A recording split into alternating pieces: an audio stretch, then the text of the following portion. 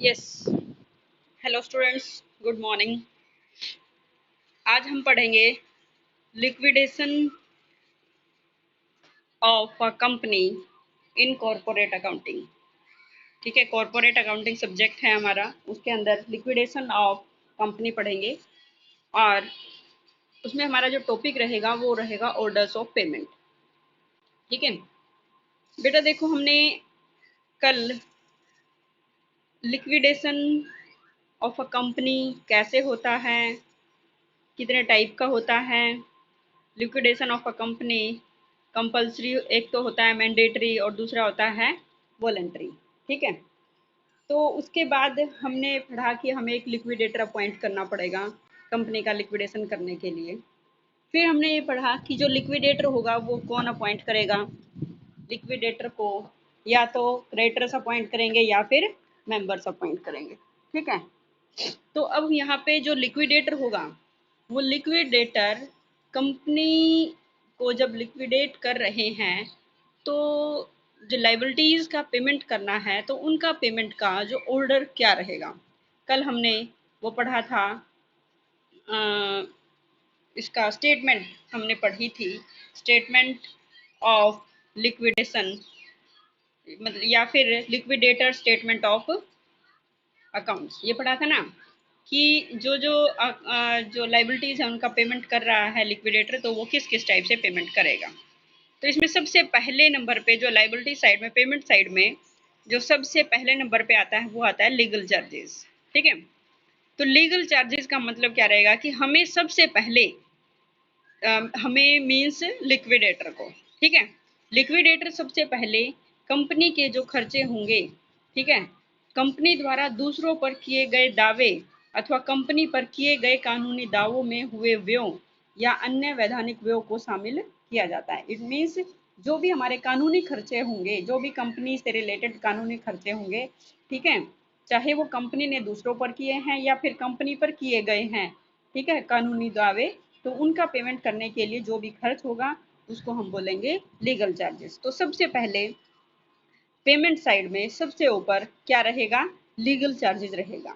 ठीक है, दूसरे नंबर पे आएगा फिर हमारा लिक्विडेटर्स रेमुनरेशन, कि अब हम लिक्विडेटर का रेमुनरेशन का पेमेंट कर रहे हैं।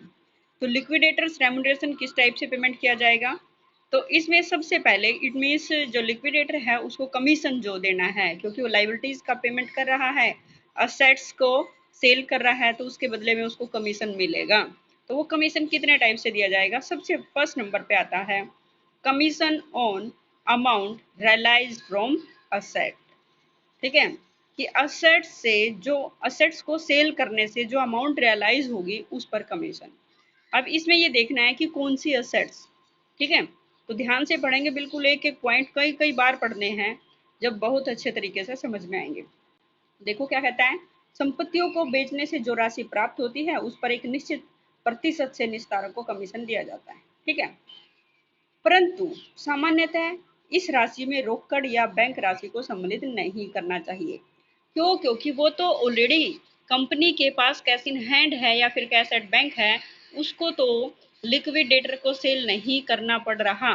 तो इसलिए नॉर्मली क्या होता है कि जब हम असेट्स को सेल करते हैं, ठीक है, तो उनमें जब टोटल असेट्स के अंदर हम कैश और कैश एट बैंक को इंक्लूड नहीं करेंगे जब हम कमीशन की कैलकुलेशन कर रहे होंगे तो, ठीक है, परंतु, ठीक है, यहाँ लिखा है परंतु इस राशि में रोकड़ व बैंक बैलेंस को सम्मिलित नहीं करेंगे क्योंकि ये रकम तो निस्तारक के पास पहले से ही है।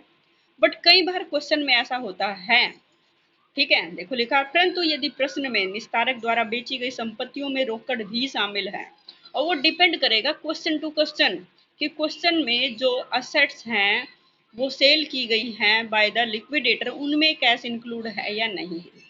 ठीक है, अगर क्वेश्चन में निस्तारक द्वारा बेची गई संपत्तियों में रोकड़ भी इंक्लूड है तो रोकड़ को जोड़कर हम रेमुनरेशन कैलकुलेट करेंगे। ठीक है, ओके। आता है कि जो असेट्स सिक्योर्ड क्रेडिटर्स के पास गिरवी रखी हुई हैं, हमने कल भी पढ़ा कि हमारे पास जो क्रेडिटर्स हैं वो दो टाइप के हैं, सिक्योर्ड क्रेडिटर और अनसिक्योर्ड क्रेडिटर्स। अब मान लीजिएगा कुछ असेट्स हैं, हमने क्रेडिटर्स के पास गिरवी रखी हुई हैं। जैसे क्वेश्चंस में आएगा कि fix assets are secured against जो सिक्योर्ड क्रेडिटर्स, ठीक है। मतलब सिक्योर्ड क्रेडिटर्स के हमने क्रेडिटर्स थे, जो हमारे सिक्योर्ड क्रेडिटर्स थे, उनके पास हमने अपने जो फिक्स असेट्स हैं, चाहे वो लैंड एंड बिल्डिंग है, चाहे वो प्लांट मशीनरी है, चाहे वो कुछ भी हो सकता है, कोई भी चीज़ हमने अगर गिरवी रखी हुई है, तो उनके पूरे वसूली मूल्य को शामिल करके पारिश्रमिक निकालना चाहिए। क्या कहा इन्होंने? उनके पूरे वसूली मूल्य को, ठीक है।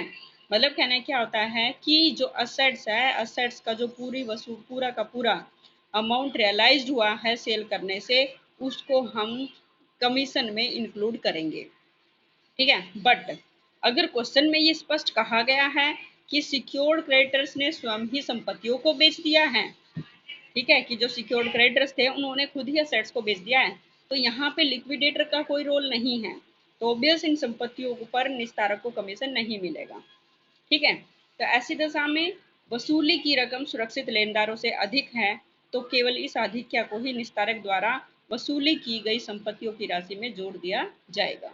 क्या कहा कि अगर मान लीजिएगा जो असेट हमने गिरवी रखी हुई थी, उस असेट्स को सेल करने से जो अमाउंट रियलाइज्ड हुई है, वो सिक्योर्ड क्रेडिटर्स को जितनी अमाउंट देनी थी उससे ज़्यादा रिसीव्ड हुई है, तो ज़्यादा अमाउंट को हम लिक्विडेटर के उसमें इंक्लूड करेंगे कमीशन के कैलकुलेशन करने में, अदरवाइज हम लिक्विडेटर के रेम्युनरेशन में उसको इंक्लूड नहीं करेंगे, ठीक है।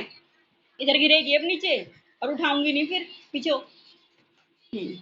यस, समझ आ गया बेटा?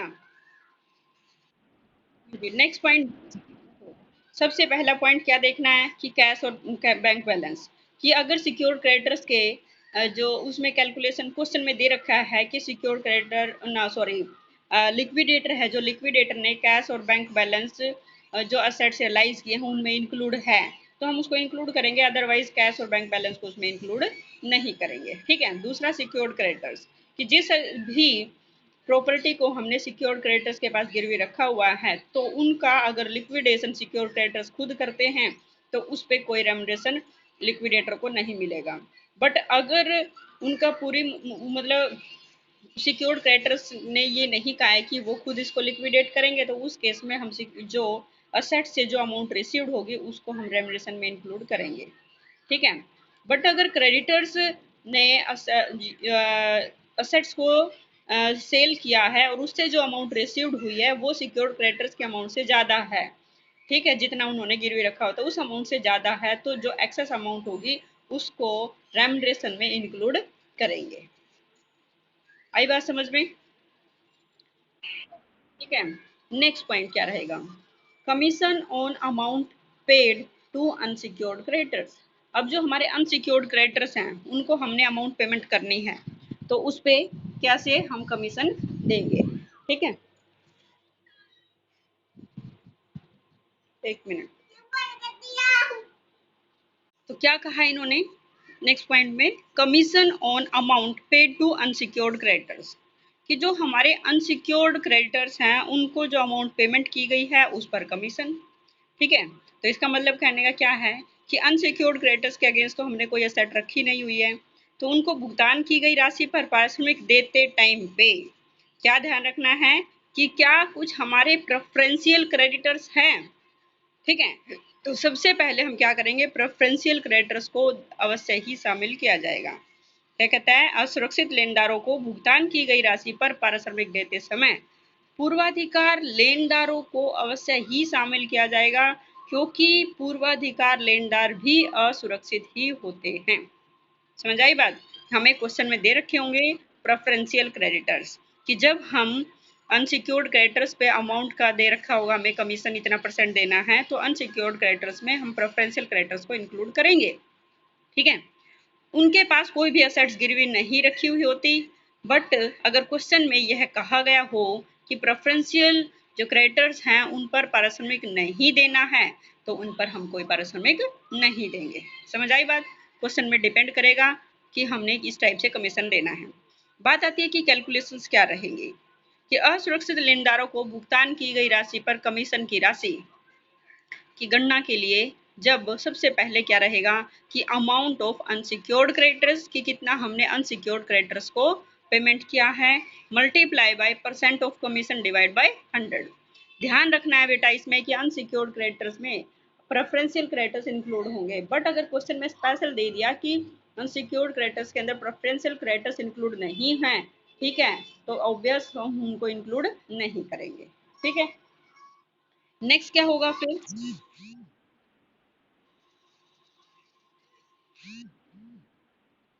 नेक्स्ट पॉइंट क्या रहेगा बेटा फिर कि दूसरा पॉइंट है कि जब असुरक्षित लेनदारों के भुगतान के लिए राशि पर्याप्त ना हो।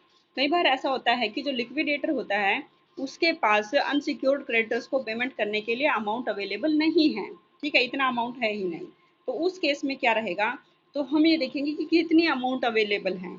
Amount available for unsecured creditors multiply by percent of commission, rate of commission हमें क्वेश्चन में दे रखी होगी, डिवाइडेड बाय 100 प्लस रेट। समझ आई बात कि जब अमाउंट अवेलेबल है तो सिंपल रहेगा कि amount of unsecured creditors divide by percent of commission multiply 100, divide by 100 sorry. और दूसरा क्या है कि अगर अमाउंट अवेलेबल नहीं है हमारे पास उतनी जितना हमने सिक्योर्ड क्रेडिटर्स को पेमेंट करना है, तो amount available for unsecured creditors multiply percent of commission divide by 100% plus percent of commission. ठीक है, मान लीजिएगा अनसिक्योर्ड क्रेडिटर्स को 25,000 देने की बजाय 40,000 रुपए देने होते हैं, जैसे ऊपर वाला क्वेश्चन है, इसमें ऊपर वाला जो एग्जाम्पल दे रखे हैं इन्होंने, कहता है यदि संपत्तियां बेचकर 35,700 रुपए प्राप्त हुए और असुरक्षित लेनदारों को 25,000 रुपए देने हैं। भाई हमारे पास पैसे तो 35,700 हैं और हमने क्रेडिटर्स को पेमेंट करना है 25, तो हमारे पास पैसे हैं, इसलिए सिंपल सा फॉर्मूला 25,000 गुना में परसेंट 2% कमीशन देना है, डिवाइड बाई 100 हो जाएगा। ठीक है, बट अगर मान लीजिएगा ऐसा होता जैसे दूसरे एग्जाम्पल में है, यदि असुरक्षित लेनदारों को 25,000 की बजाय 40,000 रुपए देने होते, कि अब हमारे पास पैसे तो बेचकर 35,700 हैं, बट हमने अनसिक्योर्ड क्रेडिटर्स को देने हैं 40,000 रुपए, तो कैसे निकालेंगे, उसकी कैलकुलेशन कैसे करेंगे कमीशन की, कि जितना अमाउंट अवेलेबल है, अमाउंट अवेलेबल है 35,700 गुना में 2/102। ठीक है, इस टाइप से हम क्या करेंगे, कैलकुलेशन करेंगे अनसिक्योर्ड क्रेडिटर्स पर कमीशन की। ठीक है, नेक्स्ट क्वेश्चन क्या रहेगा फिर बाद में आगे क्या हो जाएगा कि निस्तारक का कमीशन 700 रुपये हुआ, तो अनसिक्योर्ड क्रेडिटर्स को 35,700 में से 700 रुपये उसको दे करके बाकी जो बच गए 35,000 रुपये, तो अनसिक्योर्ड क्रेडिटर को सिर्फ 35,000 ही मिलेंगे 40,000 की बजाय। ठीक है, इसमें हम कमीशन देने की सुविधा का प्रयोग इसलिए करेंगे क्योंकि निस्तारक कौन होता है, लिक्विडेटर। लिक्विडेटर को 2 रुपये देने के बाद ही असुरक्षित लेनदारों को के लिए 100 रुपये बचे रहने चाहिए। देखो हमें ये है कि चाहे भाई किसी का कितना ही पेमेंट हो, चाहे किसी को कम मिले किसी को ज़्यादा मिले, लिक्विडेटर तो अपना कमीशन लेगा। ठीक है, तो इसलिए उसका कमीशन जरूर घटेगा, बाकी बची हुई अमाउंट जिसको हमने पेमेंट करनी है उसको पेमेंट कर दिया जाएगा। समझ आई बात। नेक्स्ट पॉइंट फिर, हाँ जी, नेक्स्ट पॉइंट है कि commission on amount paid to shareholder. अब शेयर होल्डर्स को जो अमाउंट पेमेंट करनी है, अब सबसे पहले हम कौन से शेयर होल्डर को अमाउंट पेमेंट करेंगे, प्रेफरेंस शेयर होल्डर्स को। ठीक है, उसके बाद किसको मिलेगी, इक्विटी शेयर होल्डर को। तो सबसे क्या कहता है, कभी कभी निस्तारक को अंशधारियों को मिलने वाली राशि पर भी कमीशन दिया जाता है। अगर क्वेश्चन में दे रखा होगा कि शेयर होल्डर्स को जो अमाउंट पेमेंट करनी है उस पर कमीशन, ठीक है, तो ऐसी दशा में देखना है कि असुरक्षित लेनदारों का भुगतान करने के बाद जो राशि बचती है, अब जैसे ऊपर वाला एग्जाम्पल में असुरक्षित लेनदारों का भुगतान करने के बाद, अभी तो अगर मान लीजिएगा ये वाला दूसरे वाला अगर पॉइंट होता तो भाई 25,000 की बजाय 40,000 देने होते, फिर तो अमाउंट हमारे पास कुछ बची ही नहीं थी। बट अगर ऊपर वाला फर्स्ट पॉइंट अगर हम लेते भी 35,700 और 25,000 रुपये हमने उनको देने हैं, तो जो अमाउंट बच गई, ठीक है, तो वो अमाउंट हमारे किसके लिए बचेगी, शेयर होल्डर्स के लिए बचेगी। ठीक है, तो ऐसी दशा में असुरक्षित लेनदारों का भुगतान करने के बाद जो राशि बचेगी उस पर कमीशन दिया जाएगा। तो कैलकुलेशन क्या रहेगी, जितनी अमाउंट हमारे पास बची हुई है शेयर होल्डर के लिए, क्योंकि शेयर होल्डर को तो सबसे लास्ट में मिलता है, तो amount available for share holder multiply percent of commission divided by 100 plus percent of commission. ठीक है, नेक्स्ट क्या रहेगा कि amount available for equity share holders. दूसरा क्या कहता है कि यदि इक्विटी शेयर होल्डर्स को मिलने वाली राशि पर कमीशन दिया जाना है, ठीक है, तो पूर्वाधिकार अंशधारियों की राशि को निकालकर तब बाकी राशि पर पारिश्रमिक ज्ञात किया जाएगा। कहने का मतलब क्या रहेगा कि सबसे पहले तो हमें देखना है कि कितनी अमाउंट हमारे लिए बची हुई है, ठीक है, multiply percent of commission divide by 100 plus percent of commission. दूसरा है कि अगर केवल इक्विटी शेयर होल्डर्स को मिलने वाली राशि पर हमने कमीशन देना है तो पूर्वाधिकार अंशों की अमाउंट को अलग से निकाल दो पहले, तो अमाउंट जो बच जाएगी फिर वो हमारे इक्विटी शेयर होल्डर्स के लिए बचेगी, ठीक है। ऊपर वाले में तो क्या है कि जो हमारा फर्स्ट फॉर्मूला है इसमें तो दोनों शेयर होल्डर इंक्लूड है, इक्विटी प्लस प्रेफरेंस, और दूसरा है कि दूसरे में सिर्फ और सिर्फ इक्विटी शेयर होल्डर। समझ आई बात? The amount available for equity share holder multiply percent of commission divide by 100 plus percent of commission, ठीक है। तो हमेशा ध्यान रखना है कि जब भी हम शेयर होल्डर्स के अमाउंट पे पेमेंट करते हैं कमीशन की, तो वहाँ पे rate plus commission, rate plus 100 रहेगा, ठीक है। नेक्स्ट और थर्ड पॉइंट पे क्या जाएगा फिर, लिक्विडेशन एक्सपेंसेस और कॉस्ट ऑफ वाइंडिंग अप। कि कॉस्ट ऑफ वाइंडिंग अप, अब हम अपनी असेट्स कंपनी को लिक्विडेट कर रहे हैं तो उसकी वाइंडिंग अप की क्या कॉस्ट रहेगी। इन लागतों का भुगतान तीसरे नंबर पर और निस्तारक के पारिश्रमिक के भुगतान के बाद किया जाएगा, ठीक है।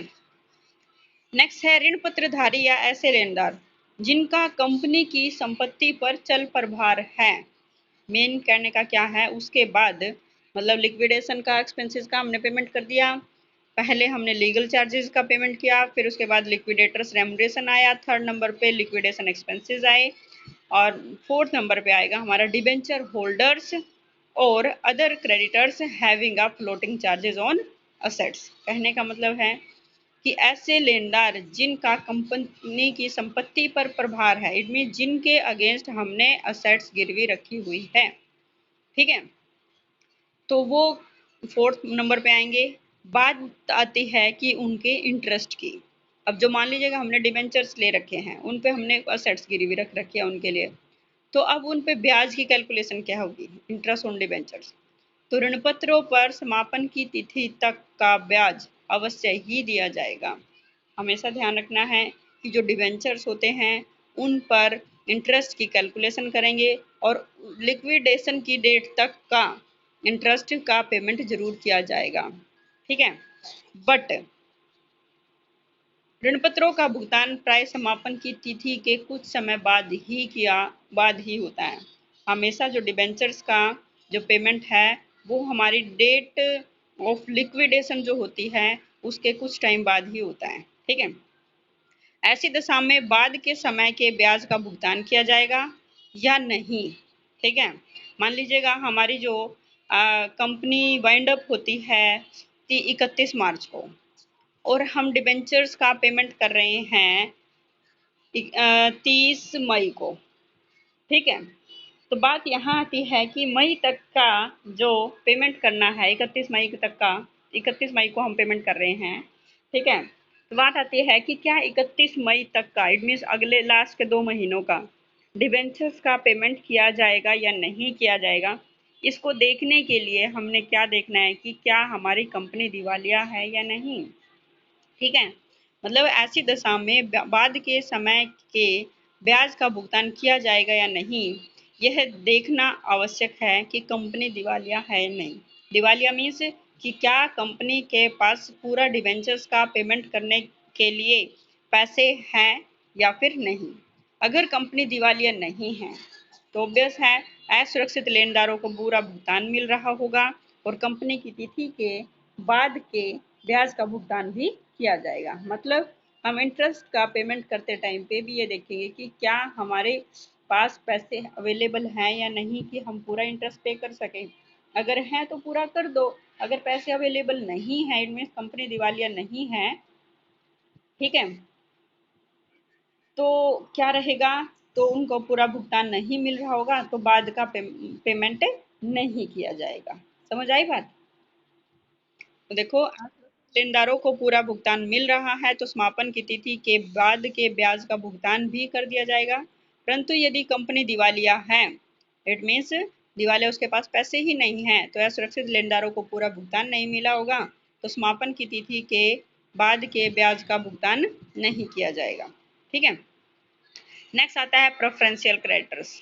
ये शॉर्ट नोट भी आता है बहुत बार, right short note on preferential creditors.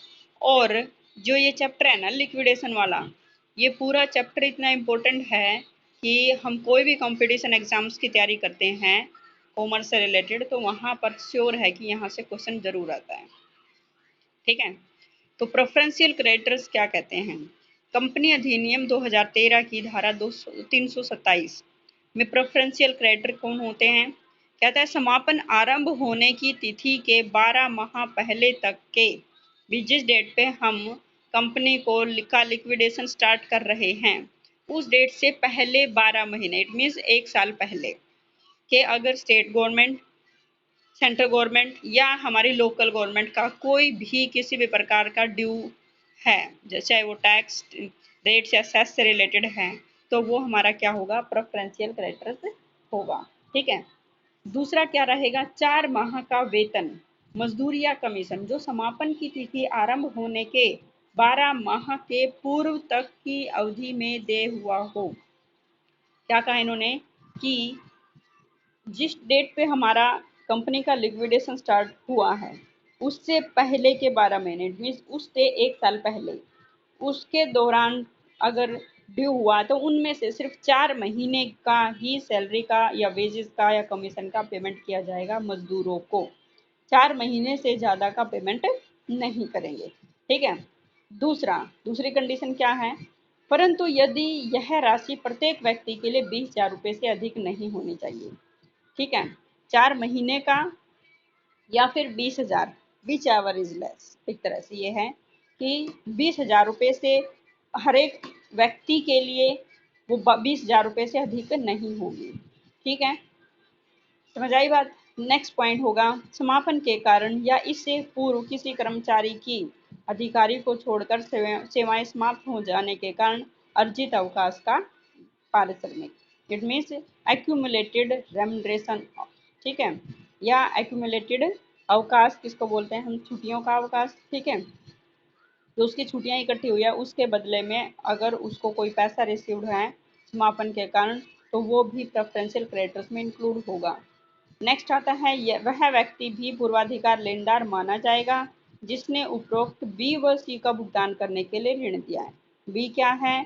मजदूरों का वेतन, और सी क्या है? किसी अधिकारी की अर्जित अवकाश का पारिश्रमिक। इन दोनों का पेमेंट करने के लिए अगर कहीं से लोन लिया गया है तो वो भी हमारा प्रेफरेंशियल क्रेडिटर्स में इंक्लूड होगा।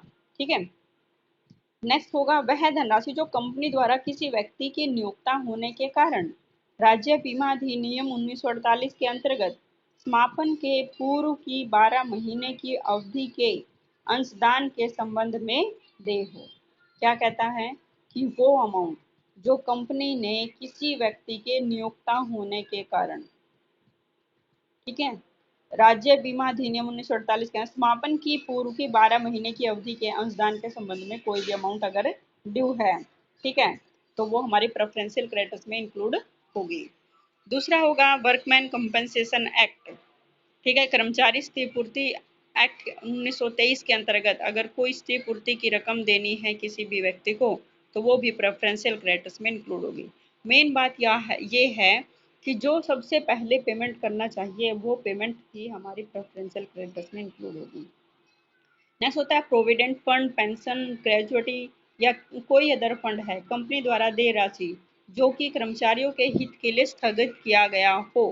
ठीक है, मतलब कर्मचारियों के हित के लिए स्थगित कर दिया गया था, ठीक है, परंतु अब हमें उसका भुगतान करना है, तो हमारा प्रेफरेंशियल क्रेडिटर्स में इंक्लूड होगा। नेक्स्ट होता है सेक्शन 213 और 216 के अंतर्गत किए गए कोई भी इन्वेस्टिगेशन है और उसके ऊपर खर्चा किया जाता है तो वो कंपनी के प्रेफरेंशियल क्रेडिटर्स में इंक्लूड होगा। ठीक है। नेक्स्ट आता है फिर अनसिक्योर्ड क्रेडिटर्स। अनसिक्योर्ड क्रेडिटर का भुगतान करने के बाद जो पेमेंट बचती है वो, sorry, unsecured means preferential creditors का पेमेंट करने के बाद जो अगर कोई अमाउंट बचेगी तो वो हमारे किसके लिए बचेगी? अनसिक्योर्ड क्रेडिटर्स के लिए। हमेशा ध्यान रखना है, ये सीक्वेंस टूटनी नहीं चाहिए, इसी सीक्वेंस में पेमेंट होगी, आगे पीछे कुछ नहीं होगा। ठीक है। नेक्स्ट आता है payment to preference shareholders. अगर अब क्वेश्चन में कुछ भी कहा जाए तो प्रेफरेंशियल क्रेडिटर्स को इक्विटी शेयर होल्डर से पहले भुगतान किया जाता है। ठीक है। अगर आर्टिकल्स में ये कह रखा है कि भाई इनका कोई भी बकाया अगर बचा हुआ है, प्रेफरेंशियल क्रेडिटर्स का अगर कोई डिविडेंड एरियर है और उनका भुगतान पहले करना है तो समापन इनका बकाया भुगतान किया जाएगा। परंतु बकाया भुगतान लाभांश के संबंध में अगर आर्टिकल्स में कुछ भी ना कहा गया हो तो इन्हें लाभांश तभी दिया जाएगा जबकि समता अंशधारियों को उनकी पूरी पूंजी वापस मिलने के बाद कुछ राशि शेष रह जाए अथवा अन्यथा नहीं। ठीक है। क्योंकि ये जरूरी नहीं है कि क्योंकि ऐसा नहीं है कि प्रेफरेंशियल क्रेडिटर्स को तो डिविडेंड भी मिल जाए और इक्विटी शेयर होल्डर को कुछ भी ना मिले।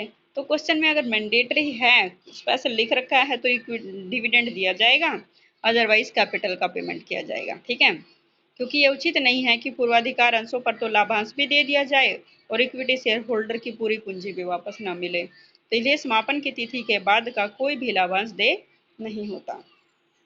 नेक्स्ट आता है फिर payment to equity shareholder. अब जितने भी सभी अमाउंट पेमेंट करने के बाद अब जो भी अमाउंट बच जाती है वो किसके लिए बच जाती है? इक्विटी शेयर होल्डर्स के लिए। इसीलिए कहा जाता है कि equity shareholders are risk taker. ठीक है, कि इनको रिस्क होता है कि अगर बहुत ज़्यादा अमाउंट बचती है तो इनके लिए वो बाकी बची हुई सारी अमाउंट इनकी होती है, अदरवाइज इनके अगर अमाउंट नहीं बची हुई तो इक्विटी शेयर होल्डर्स लॉस में भी चले जाते हैं। तो इसलिए कहता है कि उपरोक्त सभी मदों का भुगतान करने के बाद जो राशि बचती है उसका भुगतान इक्विटी शेयर होल्डर्स को किया जाएगा। यदि कंपनी के आर्टिकल्स में ये वर्णित है कि समता अंशधारियों को पूंजी लौटाने के बाद जो आधिक्य बचेगा, मान लीजिएगा हमारी कंपनी इतनी अच्छी मतलब थी कि उसके असेट्स को बेचने के बेचकर बहुत सारा अमाउंट रिसीव्ड हुआ है और इक्विटी शेयर होल्डर्स की हमने पूरी कैपिटल भी दे दी, फिर भी पास पैसा बच जाता है तो क्या रहेगा? जो एक्सेस अमाउंट होगी उसमें प्रेफरेंस शेयर होल्डर्स को हिस्सा दिया जाएगा। और फिर भी अगर पैसे बच जाते हैं तो इक्विटी प्रेफरेंस शेयर होल्डर्स को का हिस्सा होगा तो उस आधिक्य में से प्रेफरेंस शेयर होल्डर्स को देने के बाद कुछ भी बचेगा तो वो फिर इक्विटी शेयर होल्डर्स के लिए बचेगा। अगर आर्टिकल्स में कुछ भी न कहा गया हो तो सारा का सारा जो एक्सेस अमाउंट हमारे पास बचेगी वो इक्विटी शेयर होल्डर्स को ही मिलेगी। समझ आई बात? ठीक है। देखिए अब एक क्वेश्चन देख लेते हैं। तो क्या कहता है? Liquidators final statement of account बनानी है हमने। X limited went into voluntary liquidation on 31st March 2015. The assets realized the following sums. ठीक है। तो क्या कहता है कि हमारे पास plant machinery furniture investment inventory trade receivables. ठीक है। It's liabilities were as under. Liabilities इस टाइप से हैं। सिक्योर्ड क्रेडिटर्स उसमें हैं secured on plant and machinery, 12% debentures, interest paid up to 30 सितंबर 2014। ठीक है। क्या कहता है? X limited went into voluntary liquidation. 31 मार्च को लिक्विडेशन हो रहा है। हमारे पास इस टाइप से दे रखे हैं कि जो सिक्योर्ड क्रेडिटर्स हैं वो प्लांट एंड मशीनरी उनके अगेंस्ट गिरवी रखी हुई है। सिक्योर्ड क्रेडिटर्स हैं 30,000 रुपये की, प्लांट मशीनरी है 80,000 रुपये की। ठीक है। इंटरेस्ट पेड अप टू 30 सितंबर, इंटरेस्ट है 30 सितंबर 2014 तक का ही पेमेंट किया गया है, इसका मतलब बाकी का इंटरेस्ट पेमेंट करना रहता है। ठीक है। अब अनसिक्योर्ड क्रेडिटर्स दे रखे हैं, प्रेफरेंशियल क्रेडिटर्स हैं और शेयर कैपिटल है। Expenses of liquidation amounting to 700, liquidation के खर्चे हुए 700। Liquidator's remuneration was agreed at 4% on assets realised and 2% on amount distributed to unsecured creditors. क्या कहा इन्होंने कि जो लिक्विडेटर का रेम्युनरेशन है वो है असेट्स के ऊपर 4% और जो अमाउंट डिस्ट्रीब्यूटेड की जाएगी अनसिक्योर्ड क्रेडिटर्स को उस पर 2%। समझ आ गई बात? Debentures were repaid on 30 June 2015। Prepare the liquidators final statement of account. ठीक है। तो देखेंगे सबसे पहले हमने देखा कि liquidators final statement of account तैयार कर रहे हैं हम। एक साइड डेबिट और क्रेडिट साइड। तो एक तरह से टू असेट्स रियलाइज, अब असेट से क्या क्या अमाउंट रियलाइज्ड हुई है हमें, देखो ऊपर इन्होंने दे रखा है कि assets realise the following sums, ठीक है, संपत्तियों के विक्रय से निम्न राशि वसूल हुई। तो प्लांट एंड मशीनरी से हमें 80,000 मिले, फर्नीचर से 25, इन्वेस्टमेंट 25, इन्वेंट्री 72, ट्रेड रिसीवेबल 28। ठीक है, अब यहाँ पे देखो क्वेश्चन में कि हमने to assets realise surplus amount, क्योंकि जो प्लांट एंड मशीनरी उसके हमने सिक्योर्ड क्रेडिटर्स के अगेंस्ट गिरवी रखी हुई थी, तो कितने थे सिक्योर्ड क्रेडिटर्स, 30,000 थे, यही था ना, जबकि प्लांट मशीनरी थी 80,000। तो हमने कहा क्या कहा था कि अगर ज़्यादा अमाउंट रियलाइज होती है तो उसको हम एसेट्स में इंक्लूड करेंगे। तो देखो surplus from plant and machinery 80,000 minus 30,000 रह गए कितने, 50,000। क्लियर, फर्नीचर से 25, इन्वेस्टमेंट 25, इन्वेंट्री 72, ट्रेड रिसीवेबल 28। यहाँ तक कोई दिक्कत। क्वेश्चन में हमें लिक्विडेशन चार्जेस ना लीगल चार्जेस नहीं दे रखे, तो no legal charges by side में, क्रेडिट साइड में नो लीगल चार्जेस। दूसरा नंबर पे क्या आता है, लिक्विडेटर्स रेमुनरेशन। लिक्विडेटर रेमुनरेशन में क्या रहेगा, सबसे पहले नंबर पे क्या कहा उन्होंने कि liquidator remuneration was agreed at 4% on assets realised, कि जो असेट्स रियलाइज्ड होंगी उस पर 4% कमीशन दिया जाएगा। ठीक है, तो असेट्स कितने रियलाइज्ड हुई हैं, देखो टोटल 2 लाख हैं, यहाँ पे डेबिट साइड में 2 लाख हैं, पर वो अनसिक्योर्ड क्रेडिटर्स के अगेंस्ट भी तो हमें 30,000 रुपये वो भी तो मिले थे, तो टोटल एसेट्स तो 2,30,000 रुपये की रियलाइज हुई हैं। तो हम इसलिए जो उसका कमीशन है, लिक्विडेटर का जो कमीशन है वो 2,30,000 पर दिया जाएगा। ठीक है, दूसरा क्या है कि 2% on amount distributed to unsecured creditors. अब देखो सबसे पहले हमें साथ साथ में कैलकुलेशन करते जाना है। डेबिट साइड में हमारे पास 2 लाख हैं, 2 लाख में से हमने 9200 रुपये तो ये पेमेंट कर दिए, 4% रेमुनरेशन। ठीक है, तो रह गई कितने, अभी हमारे पास अमाउंट अवेलेबल है काफ़ी, एक मतलब 2 लाख के करीब, मतलब 1,90,000 के करीब। तो अब दूसरा हमने क्या पेमेंट करना है, अनसिक्योर्ड क्रेडिटर्स का, क्योंकि उन्होंने कहा है कि 2% amount distributed to unsecured creditors. Unsecured creditors थे हमारे 60,000, 60,000 पर 2% हमने कमीशन देना है इसका, तो 60,000 पे 2% कमीशन हो गया इसका 1,200 रुपये। क्लियर हो गया। फिर तीसरा नंबर क्या है कि अब इन्होंने यूँ कहा है कि डिबेंचर्स वर रीपेड ऑन 30 जून 2015, जो डिबेंचर्स का पेमेंट 2015 तक करना है। देखो इन्होंने सेकंड वर्किंग नोट में क्या दे रखा है कि यदि प्रश्न में अनसिक्योर्ड क्रेडिटर्स पर पारिश्रमिक देने के लिए कहा गया है तो उसमें प्रेफरेंशियल क्रेडिटर्स पर भी पारिश्रमिक दिया जाएगा। अभी हम पढ़ के आए हैं कि अनसिक्योर्ड क्रेडिटर्स पर प्रेफरेंशियल क्रेडिटर्स इंक्लूड होंगे, अगर क्वेश्चन में स्पेशली लिखा हुआ है, क्योंकि प्रेफरेंशियल क्रेडिटर भी अनसिक्योर्ड क्रेडिटर्स ही होते हैं। देखो ऊपर जाओ वापस, अभी अभी हम पढ़ के आए थे, ठीक है, कि जो हमारे कौन थे कि जो प्रेफरेंशियल क्रेडिटर्स हैं वो भी हमारे क्या होंगे, अनसिक्योर्ड क्रेडिटर्स ही होंगे। ठीक है, और हमने यहाँ पर इसमें दूसरे पॉइंट पे था ये commission on amount paid to unsecured creditor, वहाँ पे लिखा हुआ था कि असुरक्षित लेनदारों को भुगतान की गई राशि पर पारिश्रमिक देते समय पूर्वाधिकार लेनदारों को अवश्य ही शामिल किया जाएगा, यही था ना। तो अनसिक्योर्ड क्रेडिटर्स में हम प्रेफरेंशियल क्रेडिटर्स को इंक्लूड करेंगे। तो इसलिए हमने क्या किया कि अब क्वेश्चन के अंदर कि हमारे पास अनसिक्योर्ड क्रेडिटर्स थे 60,000 और प्रेफरेंशियल क्रेडिटर्स थे 15,000, तो दोनों या तो इकट्ठा करके दे दो या फिर दोनों का अलग अलग लिख दो यहाँ पे कि 15,000 पे 2% और 60,000 पे 2%। समझ आ गई बात ये। दूसरे नंबर पे क्या आएगा फिर, बाय लिक्विडेशन एक्सपेंसेस, क्वेश्चन में दे रखे हैं लिक्विडेशन एक्सपेंसेस 700। ठीक है, आफ्टर दैट फिर किस चीज़ का पेमेंट किया जाएगा, डिबेंचर्स का। ठीक है, विद इंटरेस्ट।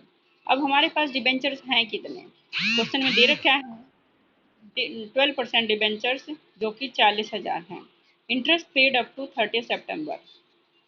ठीक है, तो 40,000 पे 12% रेट से टोटल इंटरेस्ट कितना बनता है, एक तो 40,000 रुपये देने हमने, प्लस 12 चौके 48, पूरे साल के बनते हैं 4,800 रुपये, पर हमने सितंबर तक का दे रखा है।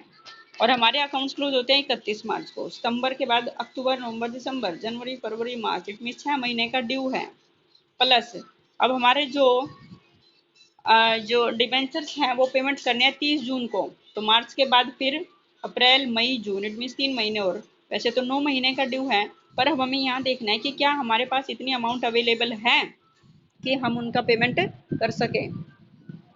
ठीक है, तो क्या है, तो 12% डिबेंचर्स अभी हमारे पास 2 लाख रुपए थे, उसमें से सिर्फ 10,701 गए हैं और 701 गए, तो इसका मतलब हमारे पास अमाउंट अवेलेबल है। ठीक है, तो उसमें से हम 40,000 ये घटा देंगे 12% डिबेंचर्स के। ठीक है, तो हमारे पास पूरा इंटरेस्ट देने के लिए पैसा है। समझ आई बात? साथ साथ में हमें ना रफ कैलकुलेशन चलती रहेगी हमारी। 2 लाख में से 9200 घट गए, कितने रह गए, 300 घट गए, 1200 घट गए, इतने घट गए। अब हमारे पास इतने पैसे हैं, तो एक तरह से हमारे पास करीब करीब 1,90,000 रुपये के करीब पैसे थे। उसमें से 40,000 माइनस कर दिया, तो एक कितने रह गए, 1,50,000। तो इंटरेस्ट के लिए हमारे पास पैसे हैं, तो पूरा इंटरेस्ट पेमेंट कर देंगे हम 9 महीने तक का, फ्रॉम 1 अक्टूबर टू 30 जून 2015। समझ आ गई बात? आफ्टर दैट फिर हम पेमेंट करेंगे प्रेफरेंशियल क्रेडिटर्स का। प्रेफरेंशियल क्रेडिटर्स के कितने, 15,000, उनका पेमेंट कर दिया। हमारे पास अमाउंट अवेलेबल है कि हम इस अनसिक्योर्ड क्रेडिटर को पूरा पेमेंट कर देंगे। 60,000 वो पेमेंट कर दिए। अब बाकी जो अमाउंट बच गई, बाकी कितनी अमाउंट बचेगी कैलकुलेशन करनी है। 2 लाख में से 10,701 घट गए, 701 घट गए, फिर 43,600 घटा दिया, 15,000 घटा दिया, 60,000 घटा दिया। ठीक है, ये सारे अमाउंट घटाने के बाद हमारे पास क्या बचेगा, हमारे पास नियर अबाउट 70,000 रुपये बचेंगे। ठीक है, देखो यहाँ पे इन्होंने कैलकुलेशन भी कर रखी होगी, नहीं कर रखी। तो अब क्वेश्चन में उन्होंने यूं कहा था कि लिक्विडेटर का, सॉरी, कि बाकी जो अमाउंट है हमारे पास प्रेफरेंस शेयर होल्डर्स नहीं है, सिर्फ इक्विटी शेयर होल्डर्स हैं। तो इसका मतलब जो बाकी अमाउंट बचेगी वो किसके लिए बच जाएगी, इक्विटी शेयर होल्डर्स के लिए ही बच जाएगी। अब इक्विटी शेयर होल्डर हैं कितने, हमारे पास 20,000 हैं। तो 20,000 रुपये, 20 मतलब हमारे पास बचे हैं 70,000 रुपये। 70,000 डिवाइडेड बाय शेयर्स कितने हैं, 20,000। तो इसका मतलब एक शेयर होल्डर को at the time of liquidation 3 रुपये 50 पैसे रिसीव्ड होंगे। जो शेयर 10 रुपये का था, ठीक है, आज लिक्विडेशन के टाइम पे उस पर सिर्फ उसको 3.5 रुपये रिसीव्ड हो रहे हैं। ठीक है, अमाउंट बाहर लिख दिया 70,000 रुपये। इस टाइप से हमारा क्वेश्चन कंप्लीट होगा और इस टाइप से हम कंपनी का लिक्विडेशन करेंगे।